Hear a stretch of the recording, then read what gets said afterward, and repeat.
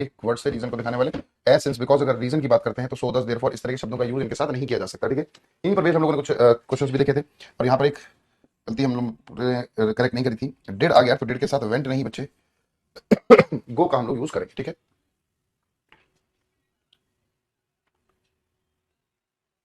Sir जी लगता है आपने कोल्ड खाया है कुछ। बच्चे ऐसा तो नहीं खाया, एक हफ्ते से लगभग गला खराब है तो ठंडा तो मैं क्यों ही खाऊंगा। अच्छे से डॉक्टर को दिखाओ। हम्म, चलिए खैर आगे बढ़ते हैं। नेक्स्ट आता है हमारा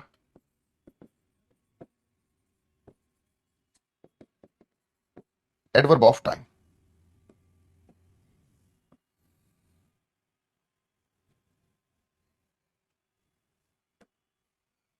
अब ये एडवर्ब ऑफ टाइम की बात अगर मैं करूं तो ये ऐसे एक्सप्रेशंस हैं जो बात कहीं ना कहीं किसकी करते हैं बच्चे, टाइम की, है ना।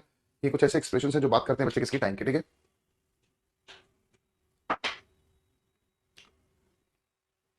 तो कुछ ऐसे शब्द हैं जो टाइम को दिखाते हैं। कौन कौन से शब्द हैं आओ जी थोड़ा देखते हैं। आप लोग भी बताएंगे टाइप करके ऐसा कोई वर्ड जो टाइम को रिप्रेजेंट करता हो। डब्ल्यू एच फैमिली वर्ड मिल गया एक तो हमें, when, then, now,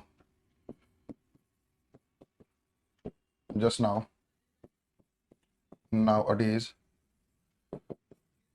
these days,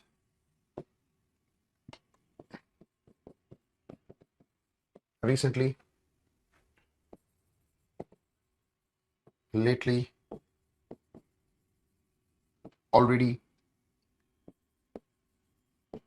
before, yet, so far, till now,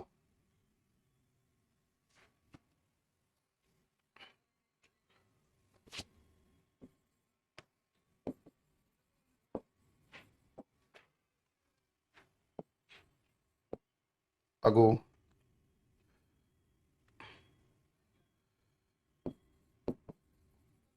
today, yesterday. इस तरह के तमाम शब्द जो कहीं ना कहीं समय को दिखाते हैं बच्चे, है ना, टाइम को दिखाने वाले एक्सप्रेशन है, इन सभी को हम लोग क्या बोलेंगे, एडवर्ब ऑफ टाइम। ठीक है,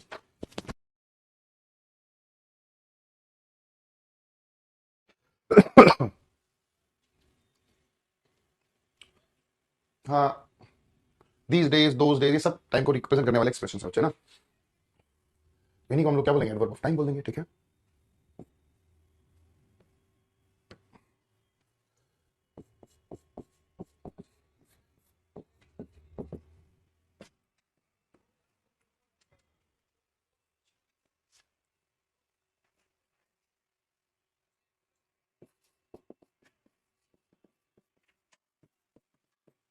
will discuss it in,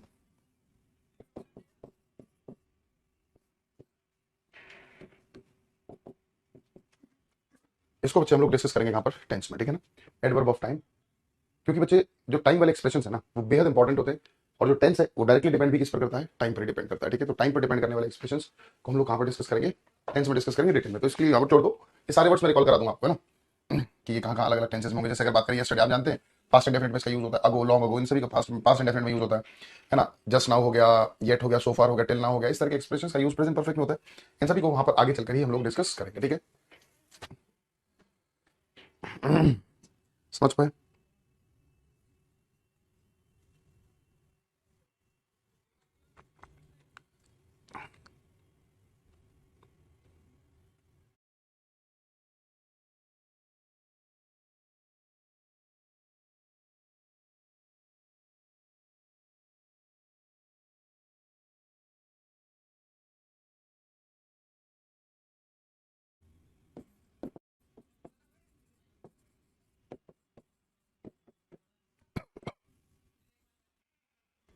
next आता है बच्चे एडवर्ब ऑफ डिग्री। अब ये एडवर्ब ऑफ डिग्री क्या है, एडवर्ब ऑफ डिग्री हम उन एक्सप्रेशंस को बोलते हैं जो किसी भी चीज के कम या फिर ज्यादा को दिखाने की बात किया करते हैं। ठीक है ना, डिग्री का मतलब क्या है, कोई चीज को बढ़ाना है घटाना है ना बेसिकली। तो ऐसे शब्द जो चीजों को इंक्रीज करने की बात करेंगे वो हमारे लिए क्या हो जाएंगे, एडवर्ब ऑफ डिग्री हो जाएंगे। कुछ वर्ड्स देख लेते हैं जिससे आपको समझ में आएगा। जैसे मैंने कहा only, much, very, too, fairly, rather, quite, almost, enough, relatively, comparatively. ये कुछ एक्सप्रेशन है बच्चे, इन सभी की अगर मैं बात करूं तो ये सारे के सारे क्या है, they all are adverb of degree, ठीक है। ये सभी क्या है बच्चे, एडवर्ब ऑफ डिग्री है, ठीक है। कम या ज्यादा के तौर पर ये रिप्रेजेंट किए जाते हैं, ठीक है। अब बात इनमें सबसे पहले एक बार इनकी करेंगे।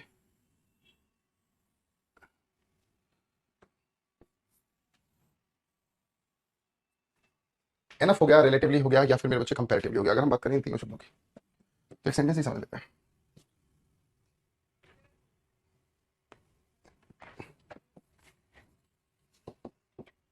Rahul is enough taller, selected as sub inspector in Delhi police.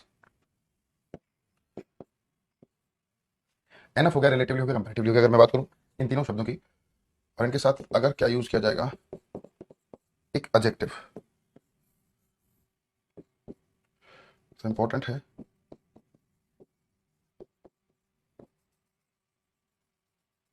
कि वो फर्स्ट डिग्री में यूज होना चाहिए, है ना। इंपॉर्टेंट है कि वो फर्स्ट डिग्री में यूज किया जाना चाहिए। तो देख लेते हैं भाई। Rahul is enough taller to be selected as sub inspector in Delhi police.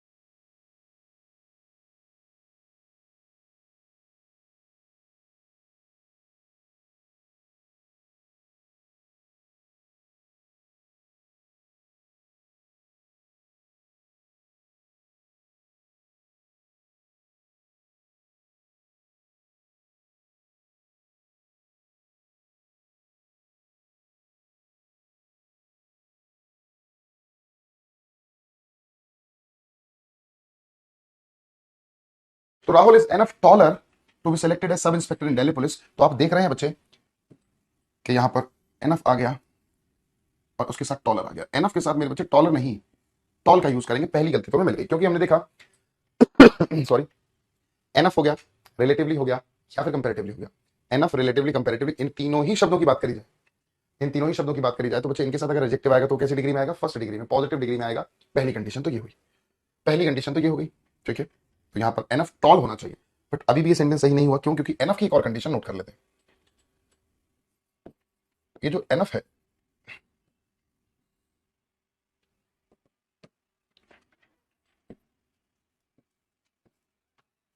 ये सेंटेंस में दोनों तरह से काम करता है। ये एक एडजेक्टिव भी है और ये एडवर्ब भी है। ये एक एडजेक्टिव भी है बच्चे और ये एक एडवर्ब भी है। दोनों तरह से ये काम करेगा। वॉइस प्रॉब्लम, भाई आज हमारी वॉइस वैसे ही खराब है तो प्रॉब्लम तो होगी ही थोड़ी सी। गला खराब है बच्चे बहुत ज्यादा, जानते हैं आप लोग। फिर भी बहुत हिम्मत करके मैं बोलने की कोशिश करूँ, हालांकि डॉक्टर साहब ने तो मना ही कर रखा है कि ज्यादा बोलना नहीं एक हफ्ते तक। तो एनफ जो है एडजेक्टिव भी और एडवर्ब भी दोनों तरह से काम करता है। कैसे? देखो एक सेंटेंस,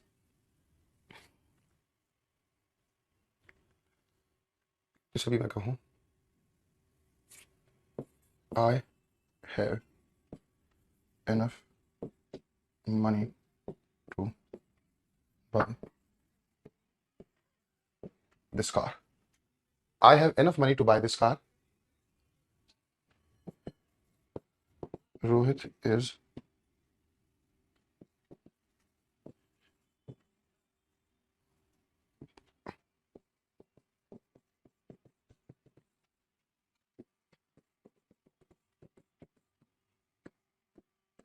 चलिए देख लेते हैं।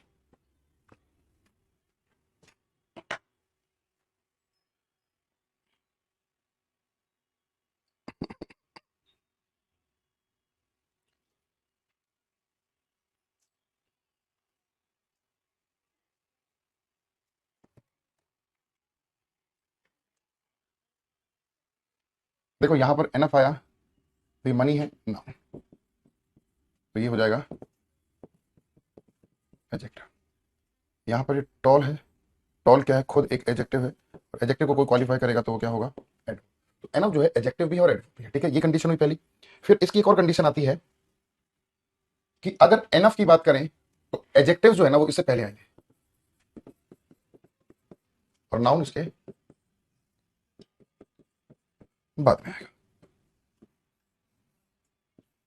नाउन बाद में आता है और एडजेक्टिव पहले आता है। एडजेक्टिव जो है वो एनफ से पहले आएगा, नाउन बाद में आएगा, ठीक है। तो यहां पर यही गलती एक हुई कि एनफ टॉल भी नहीं कह सकते, हमें क्या कहना होगा, अब जाकर सेंटेंस सही हुआ, अब जाकर सेंटेंस सही हुआ, ठीक है। Rahul is tall enough to be selected as sub inspector in Delhi police, ठीक है। सर क्लास ऑफ कर लेते बच्चे, कितना क्लास ऑफ करें, थोड़ा जल्दी छोड़ देंगे 10 मिनट पहले ना।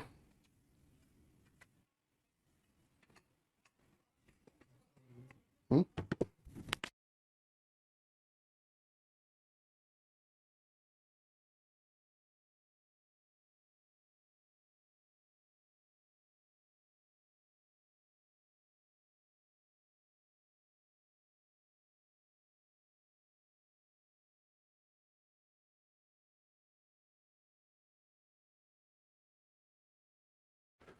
चलिए जी, एक दो सेंटेंस और देखते हैं।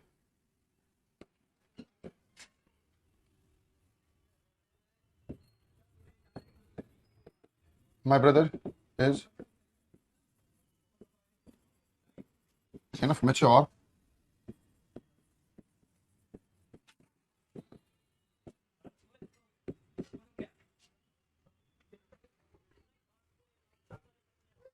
my brother is enough mature to deal with these problems.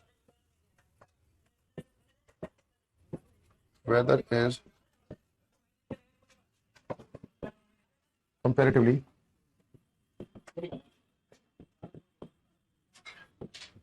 colder today.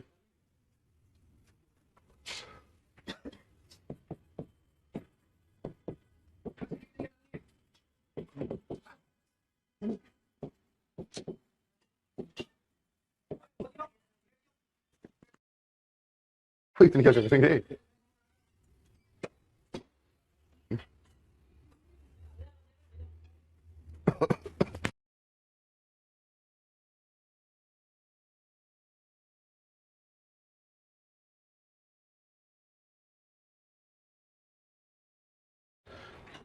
चलिए भाई, चलिए आगे देखते हैं।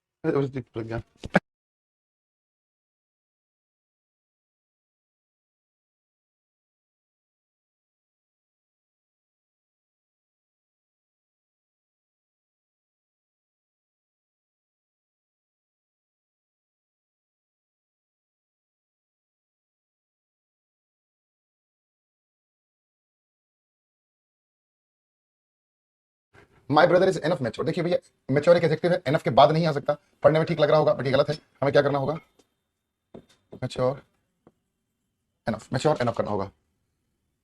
माई brother is mature enough to deal with this problems, ठीक है।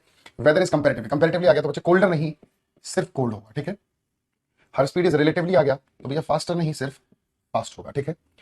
Gopal is comparatively weaker in mathematics, तो कंपैरेटिवली आ गया तो बच्चे वीकर नहीं, सिर्फ वीक होना चाहिए। Rohit is enough smarter to understand your tricks, enough आ गया तो भैया पहली बात तो स्मार्टर नहीं, स्मार्ट आएगा। दूसरी बात एडजेक्टिव पहले आएगा तो यहां पर क्या बन गया, स्मार्ट एनफ, ठीक है। क्या बन गया बच्चे, स्मार्ट एनफ। सर आपको रोहित और राहुल बहुत पसंद है क्योंकि आपके हर एग्जाम्पल वही मिलते हैं। अरे यहाँ पर गोपाल काटो, रानी लिखो, ठीक है। रानी, अब ठीक है मेरे बच्चे, रानी कंपेरेटिव, ओके। अच्छा है, गलती से इन इन आना चाहिए भैया, गलती से इस कर दिया। चलिए,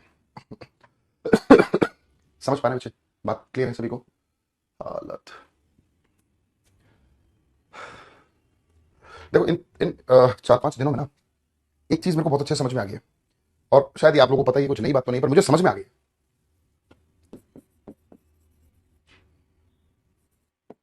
हेल्थ इज वेल्थ। अगर बच्चा आपका शरीर ठीक है ना, तो ये असली दौलत वही है। करोड़ों लाखों अरबों रुपए भी कोई दे देना और कहते कि आपका शरीर ताउम्र खराब रहेगा, आप जीवन में नहीं लोगे। मैं आपको 100 करोड़ रुपए दूं और मैं कहता हूं कि 100 करोड़ देने के बाद आप जितनी भी आपकी लाइफ है आप बीमार रहोगे, तो क्या 100 करोड़ आपके किसी भी फायदे काम के रहेंगे क्या? कोई फायदा नहीं है ना। थोड़ा सा गला ही खराब हुआ है, बट इसमें मेरे को समझ में आ गया कि भगवान ने अगर शरीर अच्छे से सब कुछ तंदुरुस्त आपको बनाया हुआ है ना, तो उससे बड़ी दौलत कोई नहीं है। ये सच्चाई है। राहुल मेरा हस्बैंड का नाम, अच्छी बात है बच्चे। तो ये चीज इफेक्ट है। अगर आपका शरीर ठीक है ना, तो भगवान को दोष देना छोड़ देना। ओके कोमल, समझ पाई बात? नेक्स्ट आता है,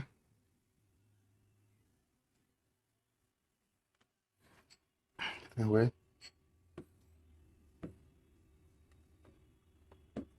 फिर आता है एडवर्ब ऑफ फ्रीक्वेंसी।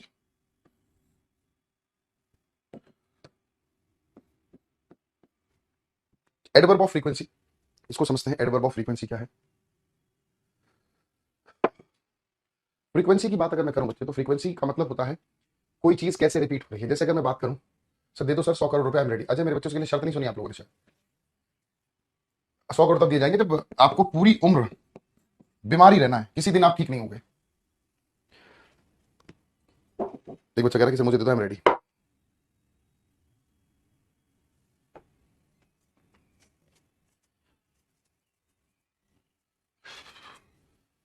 सोच रहा हूँ 100 करोड़ मेरा इलाज करा लूंगा बढ़िया से, है ना। चलो, तो तो अब फ्रीक्वेंसी ऐसे शब्द जो किसी भी चीज के रिपीटेशन को दिखा रहे हैं। जैसे मैंने कहा हमारी जो क्लास होती है ना, करियर में जो आप लोगों की क्लास होती है वो डेली होती है। देखो कभी कभी बीमार हो जाए वो एक अलग चीज है बच्चे, है ना, तो वो अलग चीज होती है। तो अदरवाइज आपकी क्लास डेली होती है। और डेली भी दिन में कितनी बार होती है इंग्लिश की क्लास? एक बार। दिन में आपकी जो क्लास होती है वो एक ही बार होती है, ठीक है जी। तो एडवर्ब ऑफ फ्रीक्वेंसी में कुछ शब्द हैं भैया, अलग अलग लाइंस में लिखेंगे दोनों। डेली, वंस, ट्वाइस, थ्राइस, ये सब है ना।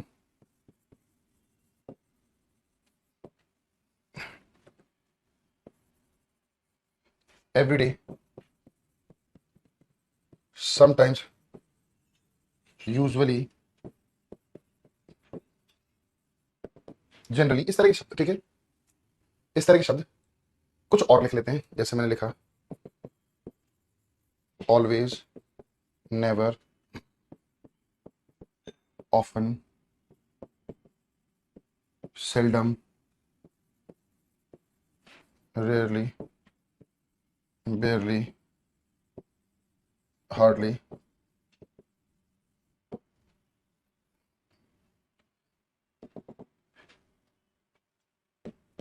अब इनको अलग अलग लिखने के पीछे रीजन है कि अलग अलग क्यों लिखा। हालांकि सारे के सारे शब्द, ये सारे के सारे शब्द रिप्रेजेंट किसको कर रहे हैं भाई? फ्रीक्वेंसी को कर रहे हैं, ठीक है। बट अलग अलग लिखने के पीछे रीजन है छोटा सा, वो समझने की कोशिश करते हैं। देखिए, मैंने कहा आई डेली गो फॉर, देखेंगे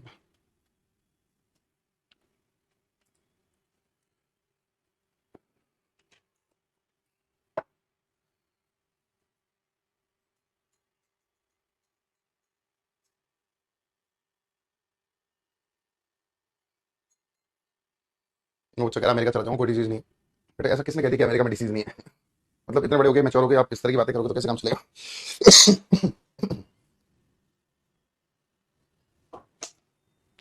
आपने देखा है सेंटेंस और तुरंत पता लगा कि भैया ये तो गलत हो गया। ये जो डेली है यहाँ नहीं आएगा। डेली का यूज आप लोग कहाँ करेंगे? लास्ट में। I go for walk daily. It means ये जो ऊपर वाले एक्सप्रेशन लिखे ना, आमतौर पर इनका जो यूज किया जाएगा कहां पर करते हैं बच्चे? इनका यूज हमेशा सेंटेंस के लास्ट में किया जाता है जनरली, ठीक है। I go for a walk once, दिन में एक बार जाता हूं तो वंस हो गया, 2 बार जाता है तो ट्वाइस, 3 बार जाता है तो ट्वाइस, ठीक है। I go for walk every day, प्रतिदिन जाता हूं, डेली बोलते हैं, एवरी डे बोलते हैं, एक ही चीज है, ठीक है। समझ पा रहे हैं? क्लियर है? चलो जी, एक और सेंटेंस लिखता हूं मैं आपके सामने। तो मैंने लिखा I go for a walk always. I go for a walk always. अब ये जो ऑलवेज है ये यहां पर नहीं आ सकता, इसका यूज किया जाएगा तो ये यहां पर किया जाएगा।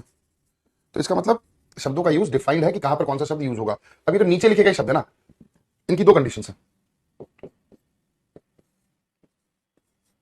वो 2 कंडीशन क्या है? अगर सेंटेंस में सब्जेक्ट है और मेन वर्ब है, ठीक है। अगर सब्जेक्ट और मेन वर्ब है तो ये देखते हैं एक बार, दोनों कंडीशन लिख लेते हैं। सब्जेक्ट और मेन वर्ब है तो इन शब्दों का यूज सब्जेक्ट और मेन वर्ब के बीच में होगा। और अगर सेंटेंस में सब्जेक्ट भी है, हेल्पिंग वर्ब भी है और मेन वर्ब भी है, तीनों चीजें, तो इनका यूज हेल्पिंग वर्ब और मेन वर्ब के बीच में होगा, ठीक है। समझ पा रहे हैं? तो इन वाले एक्सप्रेशन का यूज इन दोनों तरह से किया जाएगा। तो क्योंकि यहां पर देखो सब्जेक्ट था और सिर्फ मेन वर्ब थी, तो ऑलवेज का यूज सब्जेक्ट और मेन वर्ब के बीच में हम लोगों ने किया, सब्जेक्ट और मेन वर्ब के बीच में किया, ठीक है। चलिए जी, कुछ और 2 सेंटेंसेस और देखते हैं। मैंने कहा I never have seen her in my life, ठीक है। ठीक है, I never have seen her in my life, I see her often near the bus stand. I knew hardly anyone here. She always is seen moving with her fiance. Sorry, गला भाई बिल्कुल ही खत्म। आई never have scene, अब ध्यान से देखना, यहाँ पर सब्जेक्ट है, हेल्पिंग वर्ब है और मेन वर्ब है, तीनों चीज है। तो ये सब्जेक्ट है, हेल्पिंग वर्ब है, मेन वर्ब है, ठीक है। तीनों चीज होती हैं तो भैया इनका यूज हेल्पिंग वर्ब और मेन वर्ब के बीच में होता है। तो क्या बना? I have never seen her in my life, ठीक है। अगला देखते हैं, यहाँ पर क्या है? सब्जेक्ट है और मेन वर्ब है, कोई हेल्पिंग वर्ब नहीं है, तो ऑफन यहां पर यूज ना होकर I often see her, I often see her near the bus stand, हम ऐसा बोलेंगे, ठीक है। अगला देखते हैं, आई न्यू, अगेन सब्जेक्ट है और मेन वर्ब है, तो हार्डली का यूज यहां ना करके I hardly new anyone here ऐसा हम करेंगे। She always is seen moving with her faience, तो देखिए शी यहां पर क्या हो गया? सब्जेक्ट, इज क्या हो गया? हेल्पिंग वर्ब, सीन क्या हो गया? Main verb. तो हेल्पिंग वर्ब मेन वर्ब मिल गया, तो ऑलवेज यहां से हटकर इज और सीन के बीच में जाएगा, तो she is always seen moving, she is always seen moving, हमें ऐसा करना होगा, she is always seen moving with her faience, ठीक है। फियांस का मतलब होता है मंगेतर।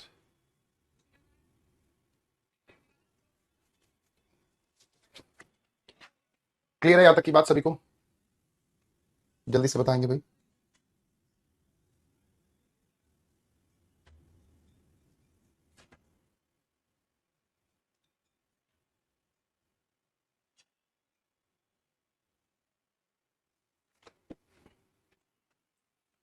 हेल्थ इज वेल्थ ना, देन टेक। थैंक यू वर्षा बच्चा आपके कंसर्न के लिए।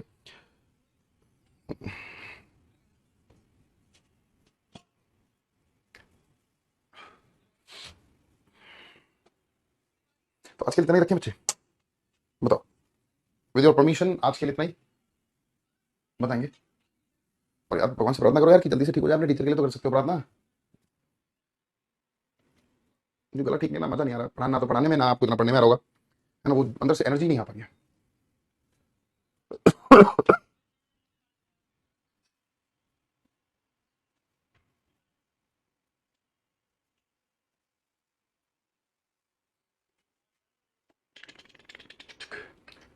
चलिए दोस्तों, थैंक यू सो मच। तो आज के लिए बच्चे इतना ही करते हैं, मुलाकात होगी नेक्स्ट क्लास में, तब तक के लिए good bye, take care, love you.